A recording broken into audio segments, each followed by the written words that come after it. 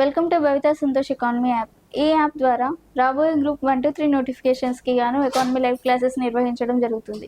ఎవరైతే ఎకానమీలో top score సాధించాలి అనుకుంటున్నారో ఖచ్చితంగా భవితా సంతోష్ ఎకానమీ యాప్ని పర్చేస్ చేసేయండి. అలాగే ఛానల్ని సబ్స్క్రైబ్ చేయండి.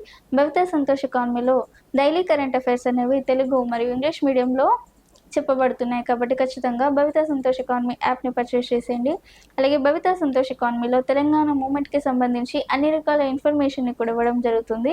కాబట్టి ఖచ్చితంగా తెలంగాణ మూమెంట్కి సంబంధించిన సమాచారాన్ని మిస్ కావద్దు అనుకుంటే ఖచ్చితంగా యాప్ని సబ్స్క్రైబ్ చేసుకోండి.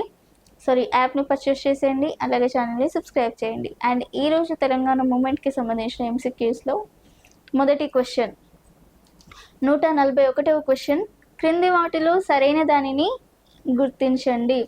Identify the correct one among the following. మరి దీంట్లో ఫస్ట్ పాయింట్, కాసిం రజ్వీ మహారాష్ట్రలోని లాతూర్ ప్రాంతంలో అడ్వకేట్గా పనిచేసిండు. Kasim Razvi is advocate in Latur region in Maharashtra. Second point, Kasim Razvi 1944లో ఎంఐఎంకి నాయకుడయ్యాడు. Kasim Razvi becamed the leader of Razakars in 1944. Kasim Razvi రజాకార్ల సంఖ్యను 5,000 నుంచి 50,000కు పెంచిండు. కాసిం రజ్వీ ఫోర్త్ పాయింట్, కాసిం రజ్వీ అనేక అరాచకాలు చేసిండు. Kasim Razvi committed many anarchies. మనకి ఫస్ట్ పాయింట్, కాసిం రజ్వీ మహారాష్ట్రలోని లాతూర్ ప్రాంతంలో మొట్టమొదటిగా అడ్వకేట్గా పనిచేసిండు. అవును, కరెక్ట్. మనకి కాసిం రజ్వీ రజాకార్లకు నాయకుడు కాకముందు ఆయన మహారాష్ట్రలోని లాతూర్ ప్రాంతంలో అడ్వకేట్గా పనిచేసిండు. కాబట్టి first point correct. Kasim Razvi is a advocate in Latur region in Maharashtra. So the first point is correct. And second point, Kasim Razvi 1944లో ఎంఐఎంకి నాయకుడయ్యాడు. ఎస్, కాసిం రజ్వీ ఎంఐఎంకి ఎప్పుడు నాయకుడైండు? 1944లో. ఇది వరకే మాట్లాడుకుందాం. So the Kasim Razvi becamed the Rajakars in 1944. So the second point is also correct. Kasim Razvi రజాకార్ల సంఖ్యను ఎక్కడి నుంచి ఎప్పటి వరకు పెంచిండు? 5,000 నుంచి 50,000 వరకు పెంచిండు. Kasim Razvi increased the number of Razakars from 5,000 to 50,000. Yes, మనకి రజాకార్లు మనకి 1944లో కాసిం రజ్వీ రజాకార్లకు నాయకుడైండు. రజాకార్లకు నాయకుడైనప్పుడు రజాకార్ల సంఖ్య 5,000 వరకు మాత్రమే ఉండేది. మరి ఎప్పుడైతే కాసిం రజ్వీ 1944లో రజాకార్ నాయకుడు అయిందో అప్పుడు ఈ రజాకార్ల సంఖ్య 5,000 నుంచి 50,000కు పెరిగింది. ఎందుకంటే ఈయన తబ్లిగ్ సిద్ధాంతంలో భాగంగా అనేక మంది హిందువులను ముస్లింలుగా మార్చిండు. అందుకోసం అనేక మంది అంటే 5,000 నుంచి 50,000 వరకు రజాకార్ల సంఖ్య అనేది పెరిగింది. కాబట్టి సెకండ్ పాయింట్ కూడా correct. The number of Rajakars were increased in the period of Kasim Rajvi. So Kasim Rajvi became the leader of Rajakars in 1944. So after Kasim Rajvi became the leader of Rajakars, he was converted many Hindu people into Muslims based on Tabligh policy. In that case Rajakars numbers were increased to 5,000 to 50,000. So the third point is also correct. Kasim Razvi అనేక అరాచకాలు చేసిండు. అవును, ఇప్పుడు హిందువులుగా ఉన్న ప్రజలని ముస్లింలుగా మార్చడానికి అనేకమైన అరాచకాలు చేసిండు. హిందువులను ముస్లింలుగా మారమంటే ఎవరు మారము అన్నారు. అందుకని వారి కళ్ళ ముందే వారి యొక్క మాన ప్రాణాలను తీసిండు. ఆడవాళ్ళ యొక్క మానాలను అలాగే మగవాళ్ళ యొక్క ప్రాణాలను తీయడం జరిగింది. అలాగే పూజారులను కూడా అనేకమైన అవమానాలు పాలు చేసి వారు హిందువులను ముస్లింలుగా మార్చిన ద్రోహి Kasim Razvi. So Kasim Razvi committed many anarchies. Why? Because in Tabligh policy he was converted Hindus as Muslims. They plundered the lives and honors of the peoples. So all 4 points are the correct. So all last point option D 1, 2, 3, 4 సరైనవి అనేది సరైన సమాధానంగా చెప్పుకోవచ్చు. 1, 2, 3, 4 are correct one. 1, 2, 3, 4 are correct one. So all 4 points are correct. So 1, 2, 3, 4 are correct one. Second, Kasim Razvi అరాచకాలలో క్రూరమైనవి ఏంటి? మరి కాసిం రజ్వీ అనేక అరాచకాలు చేసిండు. మరి అందులో క్రూరమైన అరాచకాలు ఏవి అంటే మనకి first which is a cruel anarchies committed by Qasim Razvi, which is a cruel anarchies were committed by Qasim Razvi. So the first point is Parakala Sangatana, second Shoyabullah Khan Sangatana, third Veera Bairanpalli Sangatana, fourth ఏది కాదు. మనకి first Parakala incident, second Shoaibullah Khan incident and Veera Bairanpally incident. అవును, కాసిం రజ్వీ అనేక అరాచకాలు చేసిండు, అందులో ఒకటి పరకాల సంఘటన, ఇంకోటి షోయబుల్లా ఖాన్ సంఘటన, అలాగే వీర బైరాన్పల్లి సంఘటన. మరి వీటి గురించి వేరే టాపిక్లో చాలా డీటెయిల్గా మాట్లాడుకుందాం. కాబట్టి కాసిం రజ్వీ చేసిన అరాచకాలలో క్రూరమైన వాటిలో ఏవేవి, ఈ 3 కూడా క్రూరమైన అరాచకాలు అని చెప్పుకోవచ్చు. కాబట్టి ఆప్షన్ 4 ఏది కాదు అనేది సరికాని సమాధానం. మనకు ఆప్షన్ 1, 2, 3 అనేది సరైన సమాధానం. కాబట్టి ఆప్షన్ సి 1, 2, 3 సరైనది అనేది సరైన సమాధానంగా చెప్పుకోవచ్చు. So the cruel anarchies were committed by Qasim Razvi is first one is Parakala incident and second one is Shoyabullah Khan incident and third one is Veera Bairanpalli incident. These all incidents were committed by Qasim Razvi. So all 3 points are the correct. Option C 1, 2, 3 are the correct one. Next, Parakala సంఘటన ఎంతోమంది చెప్పుకున్నాం. పరకాల సంఘటన, బైరాన్పల్లి సంఘటన, అలాగే షోయబుల్లా ఖాన్ సంఘటన. ముందు ఏంటి పరకాల సంఘటన. మరి ఏంటి ఆ పరకాల సంఘటన అనేది తెలుసుకుందాం. పరకాల సంఘటనకి సంబంధించి సరైన దానిని గుర్తించండి.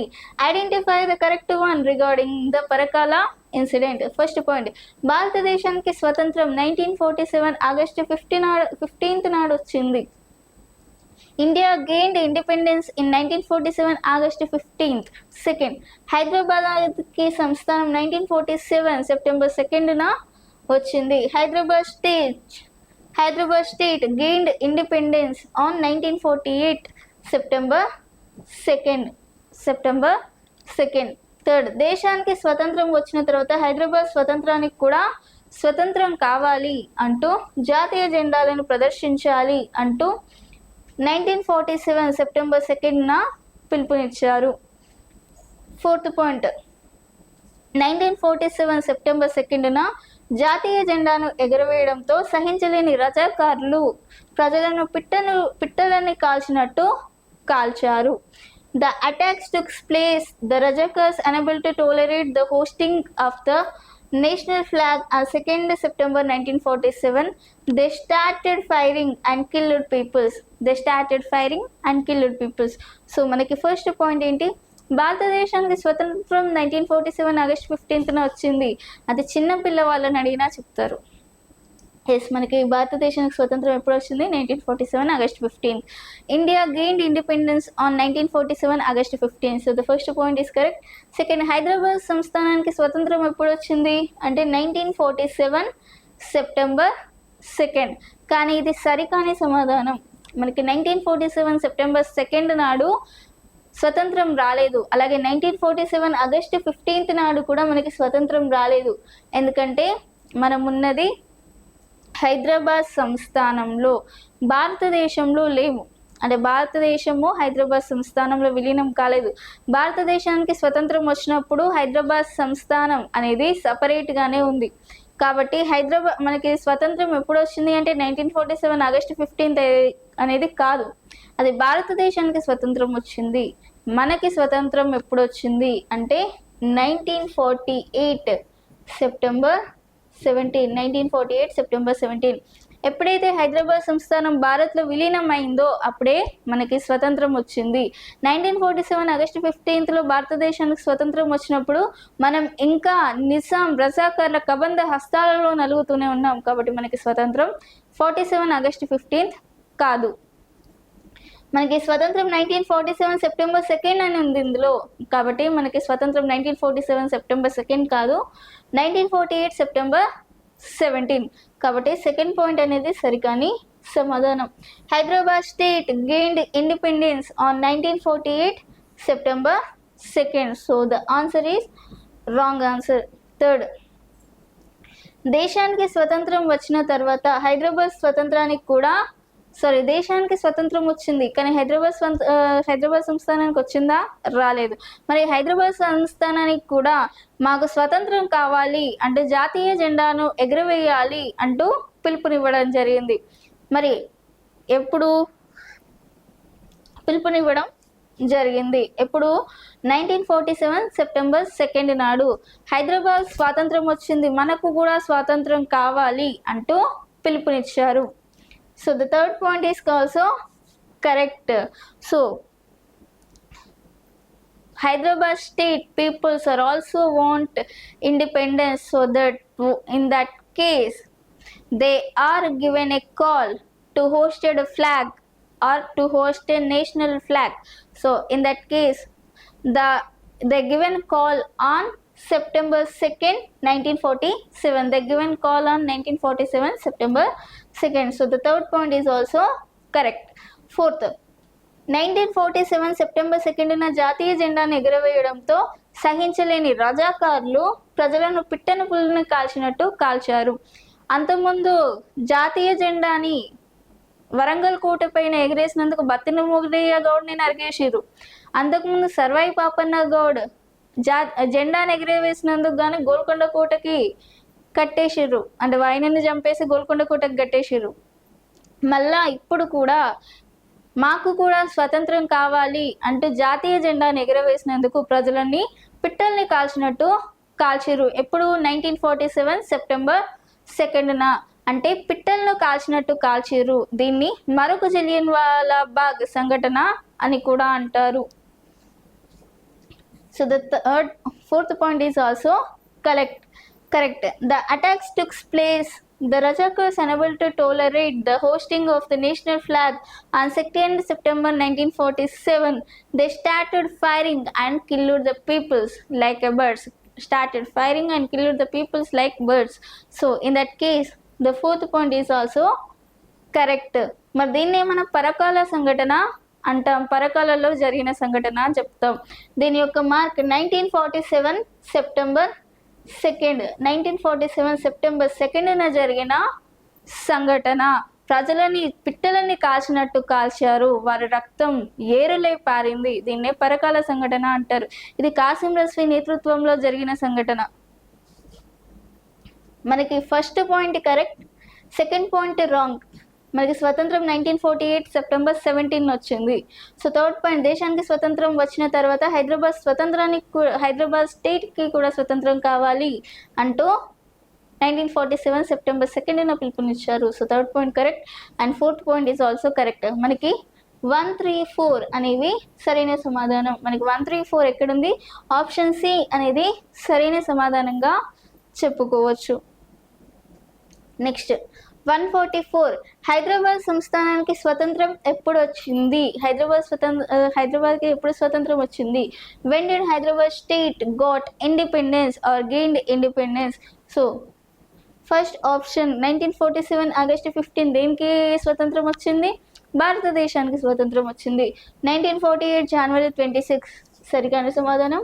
1947 సెప్టెంబర్ 2 పరకాల సంఘటన జరిగిన రోజు. మనకి 1948 సెప్టెంబర్ 17 అనేది హైదరాబాద్ సంస్థానం భారత్లో విలీనమై హైదరాబాద్ సంస్థానానికి స్వాతంత్రం వచ్చిన రోజు అని చెప్పుకోవచ్చు. So when did Hyderabad state got independence? So Hyderabad state got independence in 1948 September 17. So in that time seventh Nizam merged Hyderabad state with India. So 7th Nizam merged Hyderabad state into India. In that time we got independence on 1948 September 17. 1948 September 17. So the option D అనేది సరైన సమాధానంగా చెప్పుకోవచ్చు. The correct answer is 1948 September 17. 145, Kasim Razvi ఎంఐఎంకి ఎప్పుడు నాయకుడు అయ్యాడు? when did Kasim Razvi became the leader of MIM? So the first option C 1944. Kasim Razvi రజాకార్లకు ఎప్పుడు నాయకుడైండు? 1944లో నాయకుడైండు. కాసిం రజ్వీ నాయకుడు అయిన తర్వాత రజాకార్ల సంఖ్య 5,000 నుండి 50,000 వరకు పెరిగింది. ఆయన ఇంకా ఏమన్నాడు? 50,000 నుంచి 5 లక్షల వరకు రజాకార్లను పెంచుతా అన్నాడు. ఎందుకంటే హిందువులను ముస్లింలుగా మార్చుతున్నాడు బలవంతంగా. ఆ విధంగా ప్రజల యొక్క మాన ప్రాణాలను తీసి నేను రజాకార్లను పెంచుతా అని చెప్పిండు. ఎవరు? కాసిం రిజ్వీ అనే ద్రోహి. So Qasim Rizvi became the leader to MIM in 1944. After Qasim Rizvi became the leader to MIM, the number of Rajakars were increased to 5,000 to 15,000, and he was also said that he was increased the number of Rajakars into 15,000 to 5 lakhs. Why? Because he was converting Hindus into Muslims based on public policy. In that case, he was said that I also want to increase the number of Rajakars from 50,000 to 5 lakh. So the option is option C, 1944 is the correct one. మరి ఇది ఈరోజు తెలంగాణ మూమెంట్కి సంబంధించి. మీకు ఇలాంటి topics ఇంకా కావాలి అనుకుంటే ఖచ్చితంగా భవిత సంతోష్ ఎకానమీ యాప్ని పర్చేస్ చేసేయండి. అలాగే ఛానల్ని సబ్స్క్రైబ్ చేసుకోండి. Thank you.